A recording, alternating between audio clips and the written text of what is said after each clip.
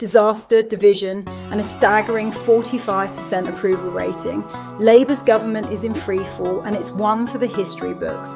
How did Sir Keir Starmer's administration go from a landslide victory to becoming the most unpopular government ever recorded? Let's break it down. Labour's popularity has hit rock bottom. According to a new YouGov poll, 6 out of 10 voters disapprove of their performance, leaving their approval rating at an astonishing 45%. This marks the worst approval rating of any government in modern history. Even Labour's own supporters are split, with 38% disapproving of the party they voted for just months ago. This decline didn't happen overnight. Labour started strong after their crushing victory in July 2024, but things quickly took a turn for the worse. Controversial decisions, political scandals, and growing public dissatisfaction have all played a part. Let's talk about the scandals. Sir Keir Starmer himself was caught accepting thousands of pounds worth of luxury gifts, work clothes, fancy glasses, you name it. After facing public backlash, he promised to accept no more gifts, but it was too little, too late.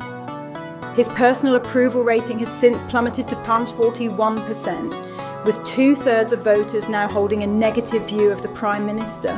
Even 1/3 of Labour supporters are losing faith in their leader. Then there's the backlash against Labour's economic policies. Chancellor Rachel Reeves faced outrage after slashing winter fuel payments for most pensioners, and farmers are furious over proposed inheritance tax changes.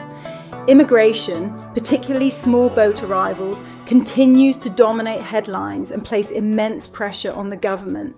If that wasn't enough, Labour has lost 33 council seats across England, Scotland and Wales since the election. Meanwhile, opposition parties like Reform UK are gaining ground. Nigel Farage now has a higher approval rating than Starmer, though it's still a negative 34%. On the Tory side, Kemi Badenoch is faring slightly better, with her rating dropping to 31%, but 1/3 of the voters are still undecided about her, leaving the door open for a potential Conservative comeback. So what does all this mean?